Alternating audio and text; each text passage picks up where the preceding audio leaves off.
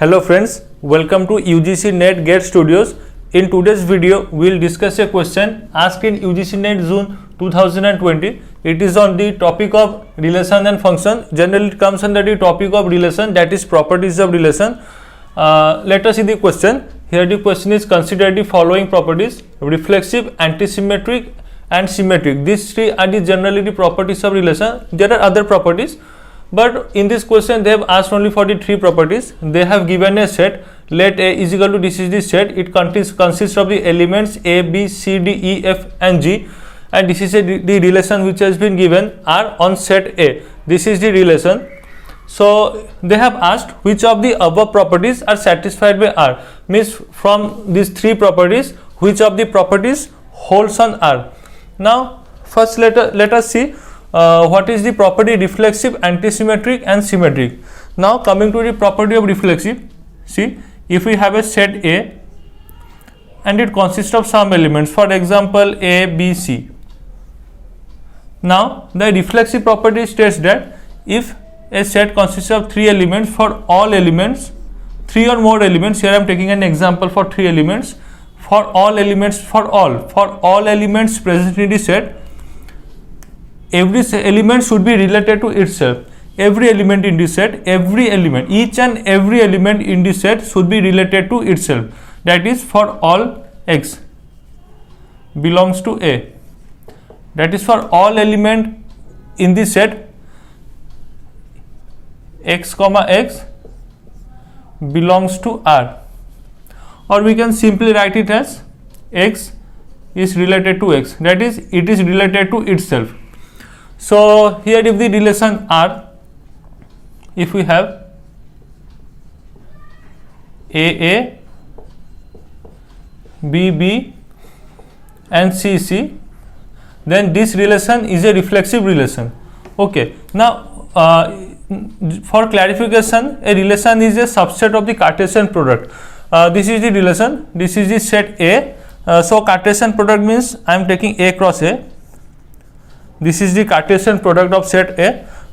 So whatever you get, means set A cross product with set A, whatever you get, that is, we will be getting A with A, then we will be getting A with B, we will be getting A with C, then again we will be getting B with B, B with A, and we will go on. Okay, so A cross A, and the relation, the R, it is a subset of the Cartesian product, subset of A cross A. A relation is a subset of the Cartesian product. So here it is a relation. These are called ordered pairs of elements, ordered pairs. It will be in pairs. So this is the case of reflexive. That is, for every element x belongs to A, x comma x should belongs to R. This is the example of a reflexive relation. Now let us see here what we have. We have A, B, C, D, E, F and G. So the relation R, to follow this reflexive property, it should, every element should be related to itself. That is, we must have A, double B, double C, double D, E, F and G.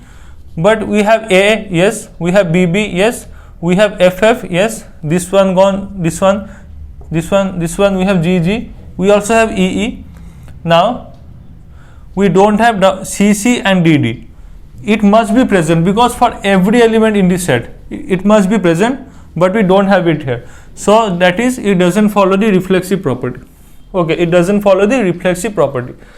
Now let's go for symmetric. Symmetric, I am taking the same set for reference. So now coming to the symmetric relation, for every element, in case of symmetric, no, we have to take here in ordered pairs. That is, for any two element in this set, I am taking these two element. If AB belongs to R, that is, if AB is present in the relation R, then BS should also belong to R. That is, I am taking for this set, I am taking an example. That is, if R, I have AB and I have BA. Then it is a symmetric relation.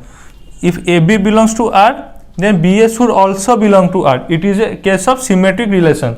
Now, if I have AC, then I should definitely have C comma A.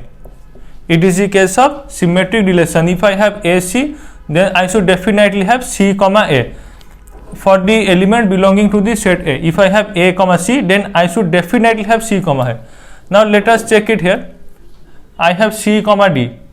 So if I have C, if it is not present, suppose if C comma D is not present, then we will not think about D comma C. In case of symmetric relation, if C comma D is not present, then I should not think about D comma C. But if it is present, C comma D is present, then I should search for D comma C. We can nowhere see D comma C is present in this relation. So it is also not symmetric relation. Okay, it is also not symmetric relation. Now we are only left with antisymmetric property. Now what does antisymmetric property say?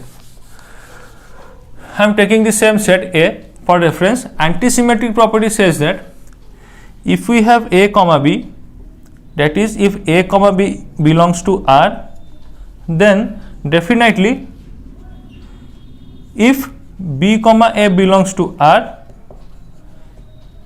it is only possible if and only if A is equal to B. Okay, this is the only case. If it will be present A comma B, we have A comma B belongs to R, then B comma A will belong to R if and only if A is equal to B. This is the case of antisymmetric. This is the property of antisymmetric relation. That is, if A comma B belongs to R, then B comma A will belong to R only if A is equal to B. For example, let's take the example of division, simple division. In case of division, or this one division, it is the case of antisymmetric relation. That is, I am taking a number, see for example 8 comma 4. The relation is for divisibility. Okay, divisibility. The relation is for divide. I am taking the example of divide. Now I have 8 comma 4. 8 comma 4 belongs to R. Now can 4 comma 8 belong to R? No. 8 comma 4 belongs to R means we can perform 8 by 4. Okay, 8 comma 4 belongs to R means 4 divides 8, or we can perform 8 by 4. Now can we have 4 comma 8 belongs to R? No, we cannot have 4 comma 8 belongs to R, because in case of 4 comma 8 belongs to R, we cannot have 4 by 8. Okay, or we can simply take the case of less than or equal to. In case of less than or equal to, suppose I have if A comma B, that is A is less than or equal to B. Is the reverse possible? That is, can I have B comma A here? No. If I have B comma A, it means B is less than or equal to A. Both cannot be possible at the same time. That is, if we have in the relation A comma B, that is A is less than or equal to B, but in the same relation we cannot have B comma A. Otherwise it will prove B is less than or equal to, and both cannot be true at the same time. So this is the case of antisymmetric relation. Here we can have A comma A, because A is less than or equal to A, we have the case of equal to. Here we can have 8 comma 8, because 8 divides 8. We can have this condition here, equal to condition we can have, that is equal to condition. This case we can have A comma B will be present, B comma A will be present only if A is equal to B, otherwise it may not be present. If it is not equal, then it may not be present. Now I am taking the case of antisymmetry. This can be present, A comma A can be present here antisymmetry, because we have the case of equal to, that is A comma A can be present, because if we again put A comma A, we will have the case of equal to, that is if A comma A can be present, since A is equal to A.